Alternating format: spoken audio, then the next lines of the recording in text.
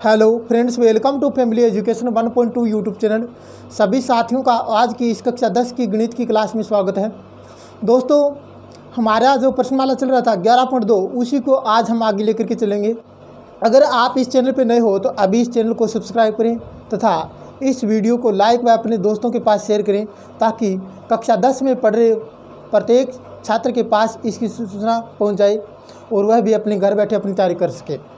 तो दोस्तों, हम क्या पढ़ रहे थे? प्रश्नमाला 11.2 पढ़ रहे थे और हमने 1 से 4 तक प्रश्न हल कर लिए हैं पीछे के वीडियो में। जो बच्चा आज नया है वो पहले का वीडियो ज़रूर देखे, क्योंकि हमने इस अध्याय 11 के पहले की जो प्रमेय है वो भी सिद्ध कर ली हैं और प्रश्नमाला 11.1 भी सरल कर ली है और प्रश्नमाला 11.2 है उसमें हमने 1 से 4 तक प्रश्न हल पीछे के वीडियो में कर लिए हैं। तो पीछे के वीडियो आप अगर नहीं देखा है तो देखें। और आज हम अपना जो क्वेश्चन 5वां हल करेंगे।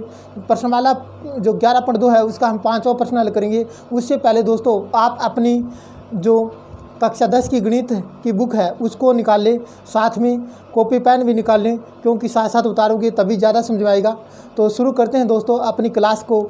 और आप अपना प्रश्न नंबर 5 पढ़ेंगे अपनी बुक से। क्या दे रखा है कि आकृति में DE समांतर BC है, DE समांतर BC और CD समांतर EF हो तो सिद्ध कीजिए कि AD स्क्वायर बराबर में AB इंटू AF ये आपको सिद्ध करना है। तो दोस्तों, आप अपने बुक से यह चित्र देखेंगे। अपने पास एक चित्र दे रखा है, आप इस बुक से देखेंगे आपको एक त्रिभुज दे रखा है, ये त्रिभुज है। तो दोस्तों, आप अपनी बुक से यह त्रिभुज देखेंगे, ये त्रिभुज है जिसका नाम दे रखा है दोस्तों AB व C। क्या नाम दे रखा है? AB और C दे रखा है। और फिर दोस्तों यहाँ पे क्या दे रखा है? यहाँ एक रेखा है DE, ये DE है, वो DE किसके समांतर बता रखा है? इस BC के समांतर बता रखा है। DE को BC के समांतर बता रखा है। और क्या बता रखा है? यहाँ देखिए, यहाँ EF खींचा गया है, यहाँ से EF ये और खींचा गया आकृति में। ध्यान से देखिए अपनी बुक में EF यहाँ F है और ये जो EF है ये इस DC के समांतर है। कहने का मतलब ये इसके समांतर है। तो आपको ये दे रखा है और सिद्ध क्या करना है? सिद्ध करना अपनी बुक में दे रखा है कि AB स्क्वायर बराबर में AB इंटू AD स्क्वायर बराबर में, ये आपको सिद्ध करना दे रखा है। सिद्ध करना अपनी बुक से देखें। AD स्क्वायर बराबर में AB इंटू AF ये आपको सिद्ध करना है। तो आप सबसे पहले दिया लिखेंगे। अपना जो प्रश्न चल रहा है, कौन सा प्रश्न चल रहा है?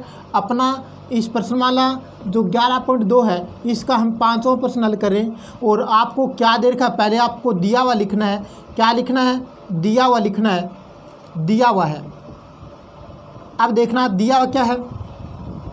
आकृति में आप ये लिखोगे, आकृति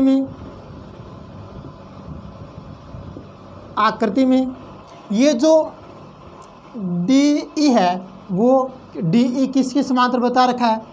DE किसके समांतर बता रखा है? इस BC के। DE समांतर BC है। और क्या दे रखा है? तथा ये भी दे रखा है कि ये जो EF है, EF वो किसके समांतर बता रखा है? EF बता रखा है समांतर किसके? इस CD के। EF आपको किसके समांतर बता रखा है? CD के समांतर बता रखा है। ये तो दिया हुआ है। अब आगे आपको सिद्ध करने वाला पॉइंट लिखना है। और सिद्ध क्या करना है? सिद्ध ये करना है, आप अपनी बुक से देखें। अपना इस सिद्ध करना में अपनी बुक के अंदर पॉइंट दे रखा है वही लिखना है। सिद्ध करना है, क्या सिद्ध करना है कि AD स्क्वायर बराबर में AB इंटू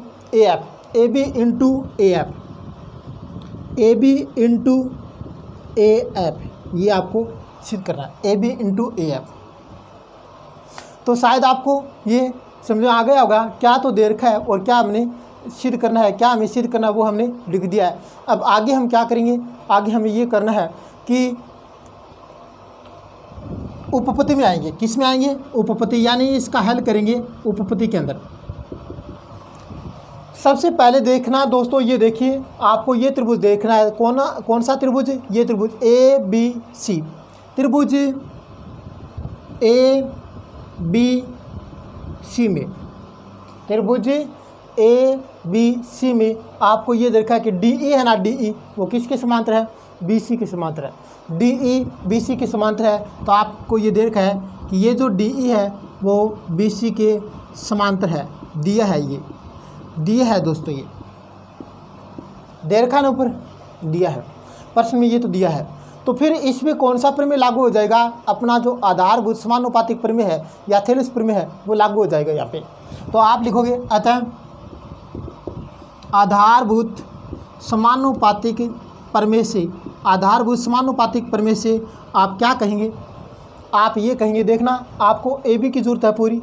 तो होता तो ऐसा है, देखो इस त्रिभुज में ए डी बटा डी बी बराबर में ए ई बटा ई सी, ये मतलब आधारभूत समानुपातिक प्रमेय ये कहता है कि अगर किसी त्रिभुज में कोई एक रेखा किसी एक भुजा के समांतर खींची जाए तो वह अन्य दो भुजाओं को एक के अनुपात में विभाजित करती है।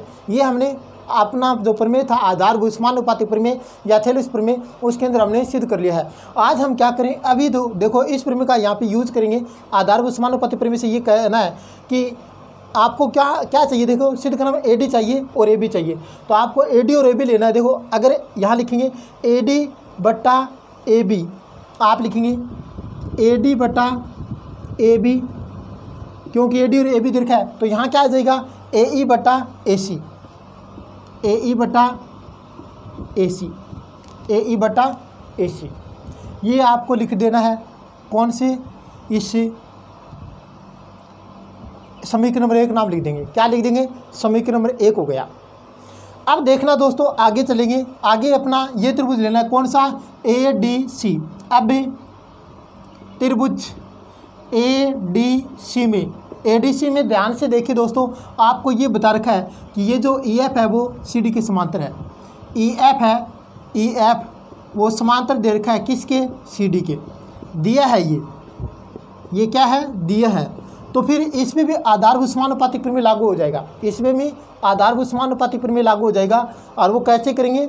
इसमें देखना ए एफ बटा ए डी, क्योंकि आपको ए डी की जरूरत पड़ेगी, तो यहाँ लिखेंगे ए एफ बटा ए डी बराबर में ए ई बटा ए सी, ए ई बटा ए सी। ये अपना समीकरण नंबर 2 हो जाएगा। ये आप कह देंगे, लिख देंगे यहाँ पे आधारभूत समानुपातिक प्रमेय से ऐसा हुआ है, आधारभूत समानुपातिक प्रमेय से ये हमने लिखा है। समीकरण नंबर 2 बन गया। अब आपको ध्यान देना है समीकरण नंबर 1 व समीकरण नंबर 2 में ध्यान से देखिए कि ये जो ए ई बटा ए सी इसमें भी है और ए ई बटा ए सी इसमें भी है। तो आप ये लिख देंगे समीकरण 1 व 2 से, समीकरण 1 व 2 से ये कह देंगे, क्योंकि आप सभी को पता है कि समीकरण 1 का जो कौन सा पक्ष, जो दायां पक्ष है, समीकरण 1 का दायां पक्ष और समीकरण 2 का दायां पक्ष बराबर है, तो दोनों का बायां पक्ष भी क्या होगा? बराबर होगा। तो यहाँ इसका बायां पक्ष ये है और इसका बायां पक्ष ये है, तो क्या लिख देंगे ए डी बटा ए बी, इसका तो बायां पक्ष आ गया, और इसका क्या आएगा ए एफ बटा ए डी। अब दोस्तों आगे क्या करना है, सिर्फ इसका वज्र गुणा करना है। क्या करना है? वज्र गुणा। ए डी को ए डी से गुणा करेंगे तो ए डी स्क्वायर आएगा। क्या आएगा? ए डी को ए डी से गुणा करेंगे तो क्या आएगा? ए डी स्क्वायर आएगा। और फिर ए बी को ए एफ से गुणा करेंगे तो बराबर में A B into A F, A B into A F. यही सिद्ध करना था, तो ये सिद्ध हो गया। इस प्रकार से दोस्तों अपना जो ये 5वां प्रश्न है वो अपना सिद्ध हो गया है। अब दोस्तों हम प्रश्न 6 की ओर तरफ बढ़ते हैं। प्रश्न 6 देखिए, प्रश्न 6 में क्या दे रखा है वो ध्यान से देखना है।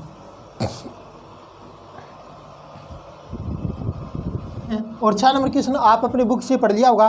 क्या है देखिए कि आकृति, इसमें भी आकृति दे रखी है। आकृति में यदि ई एफ है ना, ई एफ, आकृति में ई एफ समांतर डी सी समांतर ए बी हो तो सिद्ध कीजिए कि ए ई बटा ई डी बराबर में बी एफ बटा एफ सी, ए ई बटा ई डी बराबर में बी एफ बटा एफ सी। ये आपको सिद्ध करना है। तो ध्यान दीजिए, ऐसी आकृति दे रखी है, देखो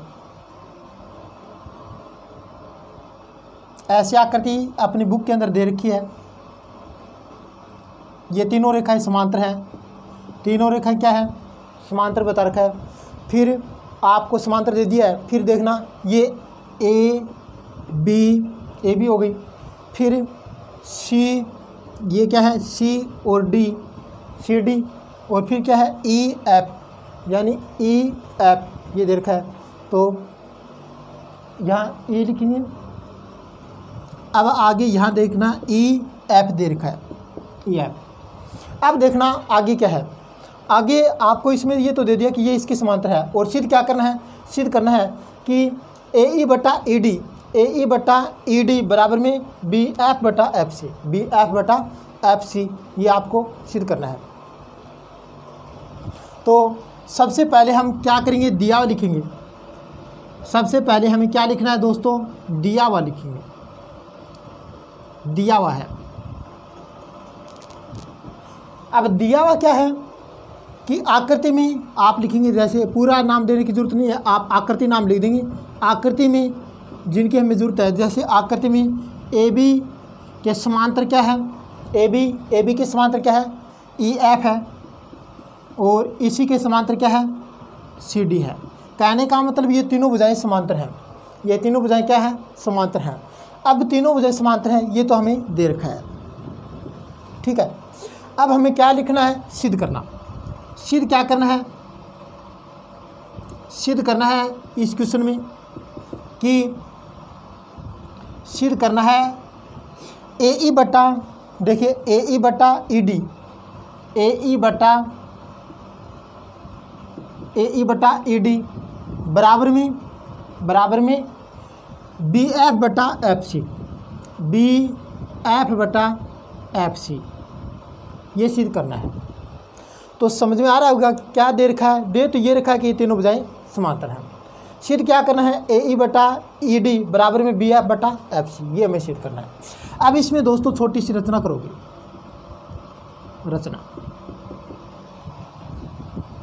रचना करनी है। अब रचना देखने को ये है, ए को आप सी से मिला लोगे, ए को आप सी से मिला लेना, और जहाँ भी इस ई एफ को काटे वहाँ पे कोई बिंदु रख देंगे। जैसे हम कोई बिंदु रख रहे हैं, यहाँ कोई बिंदु रख सकते हैं, जी रख दिया मैंने, ये कोई बिंदु जी रख दिया, ठीक है, ये जी बिंदु आ गया। अब देखो दोस्तों, उपपत्ति में चलेंगे, पहले ये लिख दें। देखो रचना में हमें ये लिखना है कि ए को सी से मिलाया, जो ए को सी से मिलाया, जो ई एफ को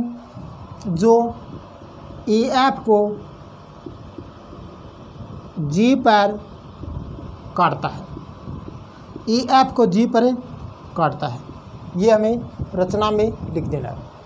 अब हमें उपपत्ति में आना है, किस में आना है, उपपत्ति में, जो इसका क्वेश्चन का हल होगा और साथ में प्रूफ भी मिलेगा, प्रूफ भी लिखना पड़ेगा। देखना क्या है, सबसे पहले आपको ये त्रिभुज लेना है। कौन सा त्रिभुज, ए डी सी। कौन सा त्रिभुज लोगे, त्रिभुज ए डी सी में कौन सा त्रिभुज लेना है उपपत्ति में, पहले आपको ये त्रिभुज लेना है ए डी सी में। ये जो अपना त्रिभुज है ए डी सी, इसमें देखिए आप सभी को पता है कि ये जो ई एफ है वो सी डी के समांतर है, ई एफ है वो किसके समांतर है, ई एफ सी डी के समांतर है। तो फिर क्या होगा, ये जो ए जी है वो सी डी के समांतर होगा कि नहीं होगा। अगर ये जो ई एफ है, ई एफ वो सी डी के समांतर है, तो यहाँ तक का भाग है वो भी इसके समांतर होगा कि नहीं होगा, होगा।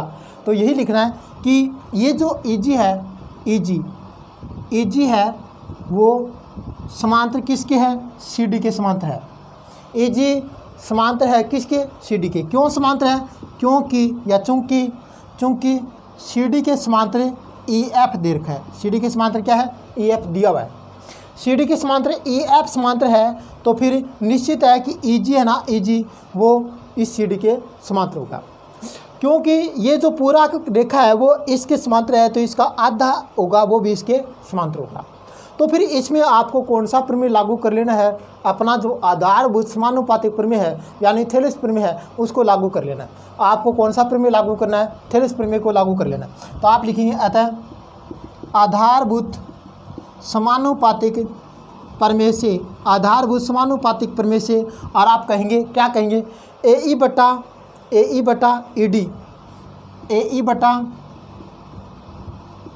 ई डी बराबर में ए बटा ई डी बराबर में ए जी बटा जी सी, ए जी बटा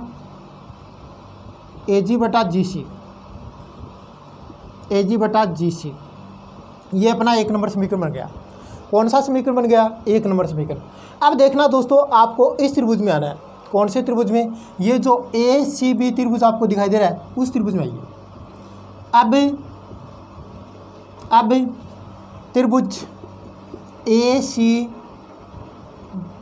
बी में, अब त्रिभुज ए सी बी में आप ध्यान दीजिए, देखिए आपको बता रखा है कि ये जो ए बी के समांतर ई एफ है, देखिए ए बी के समांतर ई एफ दिया हुआ है, तो फिर निश्चित है कि ये जो जी एफ है, जी एफ वो भी ए बी के समांतर होगा। तो इसमें आप लिखेंगे जी एफ है ना, जी एफ समांतर है ए बी के। क्यों है समांतर, क्योंकि आप लिख दें चूँकि ए बी के समांतर ई एफ है ना वो दिया है अपने को, ए बी के समांतर ई एफ दिया है, इसलिए ये जो जी एफ है ना, जी एफ वो इस ए बी के समांतर होगा। अब इसमें भी आपको आधारभूत समानुपातिक प्रमेय लागू करना है, आधारभूत समानुपातिक प्रमेय से। अब ध्यान दीजिए, देखना क्या लिखेंगे कि ये जो सी एफ है, सी एफ बटा बी एफ है, सी एफ बटा या एफ सी बटा बी एफ है। देखो एफ सी बटा, या ऐसे पहले ये लिख दो सी जी या जी सी बटा ए जी बराबर में, मतलब जी सी बटा ए जी बराबर में क्या होगा, बराबर में होगा एफ सी बटा क्या हो जाएगा, बी एफ, एफ सी बटा बी एफ। समझ आया क्या, हमने क्या इसमें आधारभूत समानुपातिक प्रमेय लागू किया है। अगर ये रेखा इसके समांतर है तो ये जो सी एफ है, सी एफ बटा एफ बी के बराबर क्या होगा, सी जी बटा ए जी या जी ए, इसके बराबर होगा। तो फिर इसको पलट देंगे यानी चेंज कर देंगे, अंश को हर बना देंगे, हर को अंश बना देंगे, दोनों पक्षों में चेंज कर देंगे। ए जी ऊपर ले लेंगे, ए जी ऊपर लेना है और जी सी नीचे लेना है। इसी प्रकार तो बी एफ ऊपर आएगा और एफ सी नीचे आएगा। इसको यहाँ लगा करके बदल दोगे। अब बदलते ही आपका ये समीकरण कौन सा बन जाएगा, 2 नंबर समीकरण बन जाएगा। अब ध्यान दीजिए दोस्तों, आपको 1 नंबर समीकरण देखना है और इधर 2 नंबर समीकरण देखना है। ए जी बटा जी सी इसमें भी है और ए जी बटा जी सी इसमें भी है, ये दोनों में कॉमन है।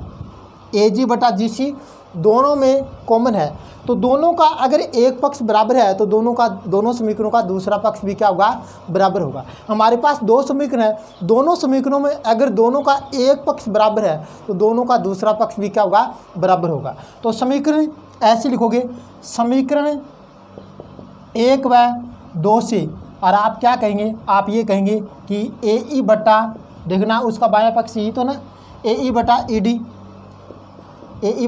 डी बराबर में ये क्या हो जाएगा, बी एफ बटा एफ सी, बी एफ बटा एफ सी। ये हमारा सिद्ध करना था, ए ई बटा ई डी बराबर बी एफ बटा एफ सी हमारा सिद्ध हो गया है। तो आप लास्ट में लिखोगे इति सिद्धम, लास्ट में आपको क्या लिखना है, इति सिद्धम लिख देना।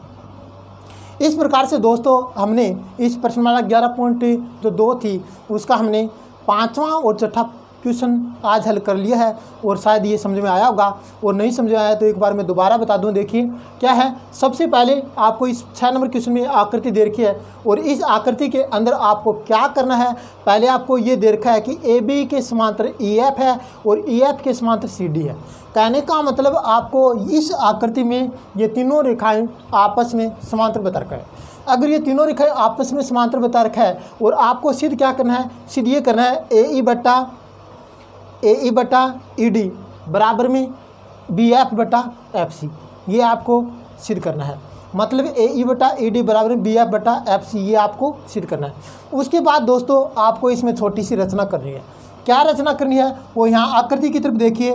आकृति में ए को सी से मिला देना है, ए को सी से मिला देना है। जो ई एफ को कहाँ काट रही है, जी पर काट रही है, ये हमें इसके अंदर रचना में लिख भी देना है।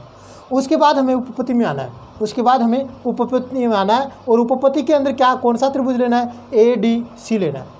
उपपत्ति में आपको ए डी सी त्रिभुज लेना है और ए डी सी में आपको ध्यान दीजिए ये जो जी ई है वो सी डी के समांतर है। क्यों है समांतर वो देखिए, क्योंकि ई एफ है ना, ई एफ है, ई एफ के समांतर सी डी पहले से दे रखा है। तो अगर ये पूरी रेखा ना, पूरी रेखा वो इस सी डी के समांतर है तो फिर इसका ये जो ई एफ है वो भी इसे सी डी के समांतर होगा। तो फिर ये ई जी है वो समांतर सी डी है, तो इसमें कौन सा प्रमेय लागू हो जाएगा, आधारभूत समानुपातिक प्रमेय लागू हो जाएगा। अपना कौन सा प्रमेय लागू हो जाएगा, आधारभूत समानुपातिक प्रमेय लागू हो जाएगा। और आधारभूत समानुपातिक प्रमेय के हिसाब से और आप कहोगे ए ई बटा ए डी बराबर में ए जी बटा जी सी, ये अपना आधारभूत समानुपातिक प्रमेय से एक नंबर समीकरण बन गया। उसके बाद आपको त्रिभुज लेना है, कौन सा त्रिभुज लेना है, आकृति की तरफ देखिए दोस्तों, ए बी सी त्रिभुज लेना है। कौन सा त्रिभुज लेना है, ए बी सी त्रिभुज लेना है। और इस त्रिभुज में आपको फिर से बताना है कि ये जो एफ जी है ना, एफ जी वो किसके समांतर है, ए बी के समांतर है।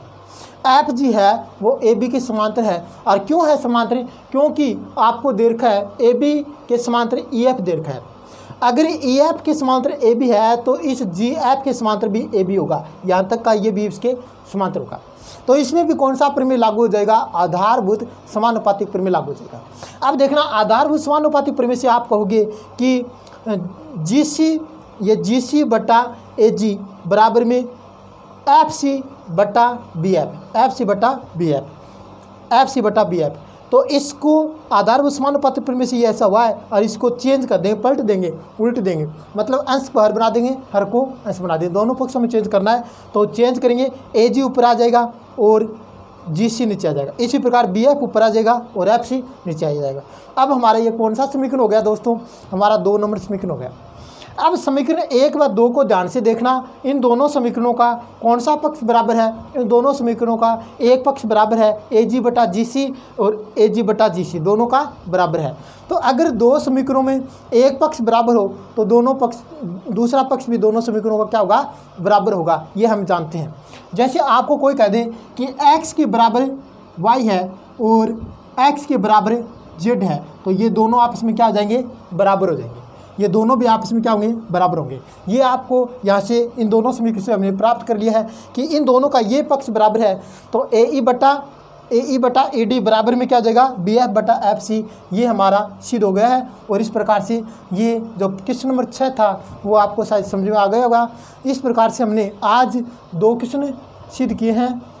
प्रश्नमाला जो 11.2 है इसका हमने 5वां और चौथा क्वेश्चन आज सिद्ध कर लिया है। दोस्तों 2 क्वेश्चन करके ही हम कुछ ऊंचाई तक जाएंगे निश्चित है, लेकिन आपको जितना पढ़ा दिया जाए वो अच्छी तरह से तैयार कर लो दोस्तों, और सब कुछ अपना अच्छा ही होगा। आपको जो पढ़ा दिया जाए वो अच्छी तरह से तैयार कर लो। हर रोज़ अगर आप 2-3 क्वेश्चन तैयार करोगे मैथ के, तो मेरे शायद में लॉकडाउन के अंदर ही आप पूरी बुक को हल कर दोगे। तो दोस्तों आज के लिए हमें इतना ही, और कोई किसी प्रकार की दिक्कत आई तो आप कमेंट बॉक्स में लिख करके हमें बता दें। थैंक यू दोस्तों।